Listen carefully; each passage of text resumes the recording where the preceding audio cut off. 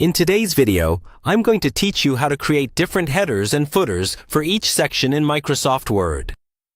This is really useful if you're working on things like reports, dissertations, or long documents where you want the first few pages to look different from the rest. Or you need separate headers for different chapters. I'll walk you through the whole process step by step, and by the end, you'll be able to control exactly what appears at the top and bottom of every section of your document. First, open your Word document and think about where you want the layout to change. For example, maybe you want a simple title page with no header, then a table of contents with Roman numeral page numbers, and then the main content with standard numbers and a different header.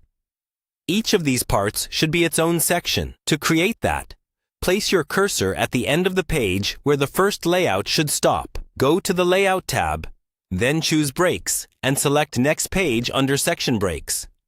Word will move your cursor to the start of a new page, and you've now created a new section. Repeat this wherever you need a different header or footer. It's important to use section breaks, not just page breaks, because headers and footers are controlled by sections. Next, double-click in the header area of your first section to activate the header and footer tools. You'll see an option called Link to Previous. By default, Word links the header and footer of each new section to the one before it. That means if you change one, they all change. To make each section unique, go to the second section's header and click Link to Previous to turn it off. Do the same for the footer. You should see the label Same as Previous disappear. Repeat this for every section where you want unique headers or footers. Now you can type or format the header and footer in each section independently. For example, you might put your document title in the header for the main content and maybe a chapter title for later sections.